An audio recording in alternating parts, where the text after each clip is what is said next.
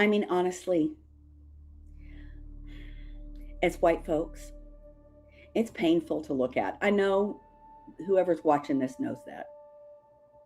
We were able to suppress Black people for so long.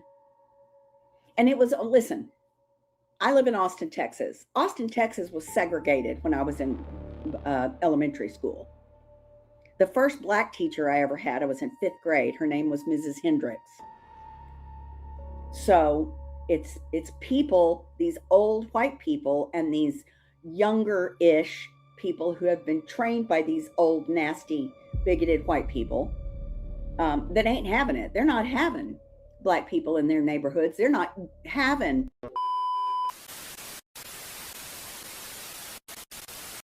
All right, y'all. I'm back with another follow-up video from the white woman that went viral about why do white people hate black people. She did another video saying why won't white people leave black people alone. If you didn't see the first video, I posted it on the channel. Go check that out. So her name is Aber Cedarbrug McDo on TikTok, and this is another video she did. So let's go ahead and get into this video, man. Make sure y'all like this video. Subscribe if you haven't. Let's go ahead and get into it. So, hey, boo, I'm back from work. So, the question has been raised, why won't we leave you alone? Why won't we leave Black people alone? And I know I have white people on this page, and I would love to know what you think about why we as white people cannot release Black people and just let them live and leave them alone. We are jealous, we are narcissistic, we are envious, we are gluttonous, we want it all for ourselves. It's sort of the seven deadly sins, although I'm not religious at all. Um, it's all those things that make you do and think that you're better. I mean, you can clearly see the no-toothed, fat, which is fine. Fat's fine, but overweight, unable to mobilize themselves. You know, skin's sinking. They're old, lots of wrinkles. Wear hat. You know, oh, I'm a MAGA. They look at Black people and they know they're not as good. They know that they're poor white trash. They know that they won't be as pretty, that they won't be as smart, that they'll never get to where Black people are getting. And then the Black people come through their neighborhoods and they're just so fucking mad because you don't belong here and you shouldn't be that smart and you shouldn't look that good and you shouldn't have children like that are brilliant. There's this little boy who does multi-numeral multiplications. He's like 2. He can barely talk.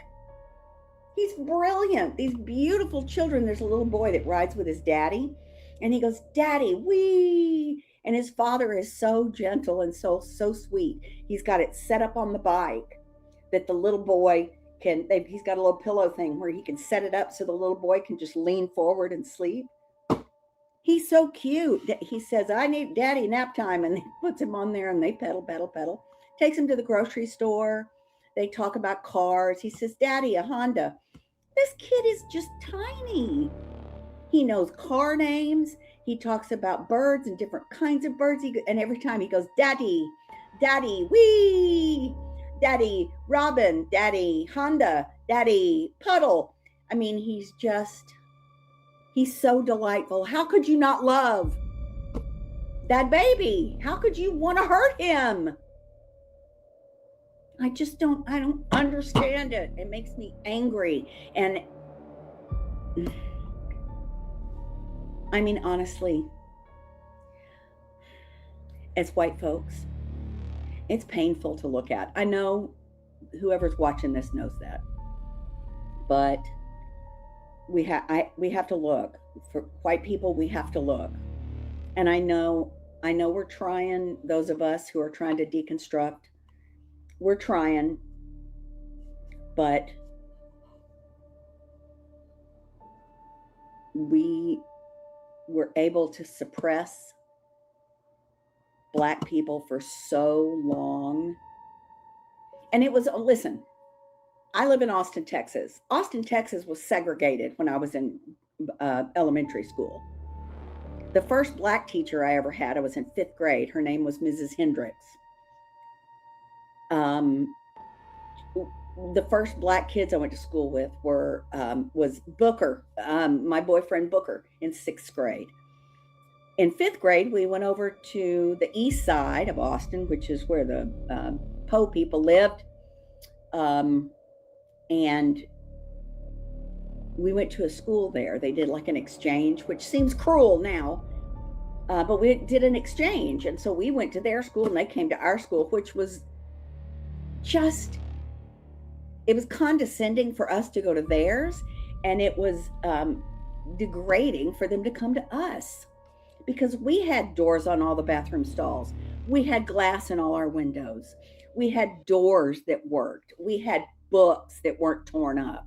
We had all the things that every school child should have.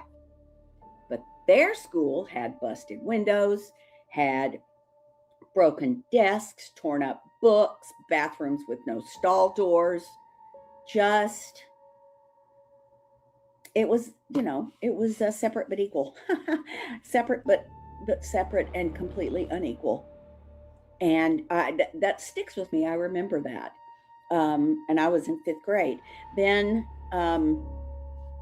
when I was in high school, there was a big gang thing happened. A bunch of white kids and a bunch of Black kids all were supposed to have a fight at the bowling alley across the street from the school. And I don't remember anything actually happening. I think we all went out there, stood there and looked at each other and said, words, words, words. Okay, bye. And everybody left. But the fact that we would think of that, the fact that we would consider coming out and having a fight with a group of Black kids is crazy. But that was back in the 80s, honey. That was late 70s, early 80s. There was, I mean, it was a long time. I mean, it wasn't that long ago. It feels like a long time because I'm 61, but it wasn't that long ago.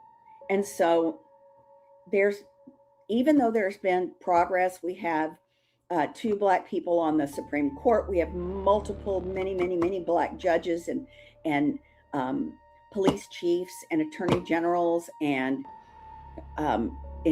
Black people in government. And I mean, there's so much advancement, but it's because Black people have excelled, not because white people let them. That's for sure.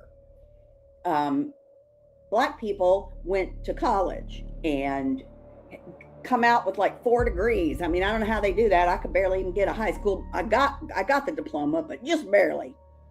And these kids come out of college or high school, going to college and are brilliant, and they want to be brilliant. They want to learn. They want to excel. I never really had much desire, and I don't know why. I think maybe because I spent a lot of time being traumatized at home. But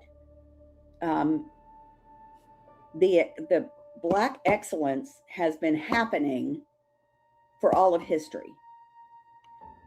White allowance has never happened. I mean, as a country, we don't want it to happen. We're trying to stop it. We're going to get women to not be able to vote. And then we're going to come after. I mean, the Voting Rights Act has already been gutted.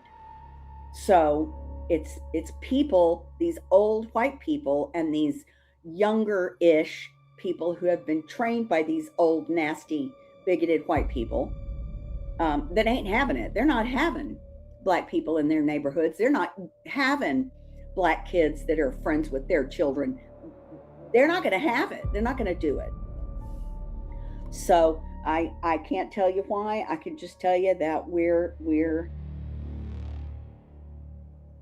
we feel insecure when you do well. That's the way it is. That is, one woman's comment was that it was similar to a husband or a father that doesn't want the mother of his child to be successful, because then it shows his ass as bad, I guess. But he wants her to, continue to be poor and struggle to have things so he can be in control. And that's what I think as a race, as a color, people, Caucasians want that. They want to feel like they're better. And as long as they can behave insultingly and rudely and murderously and cruelly, then they feel like they're in charge. And I don't know what we do other than show up with torches and pitchforks. One of these days, I guess somebody will organize something and we'll go get the people that are doing it wrong and, do something to them. Like either train them or boom, do the bunny foo-foo, pop them on the head. Okay, it's enough of that. Anyway, that's my thought. Tell me what you think. I'm not even gonna lie. The joint pain I deal with every day will slow me all the way down. But ever since I started using this right here, Night and Day Pain Relief Balm, everything changed. And within minutes, I feel the difference. Like real relief.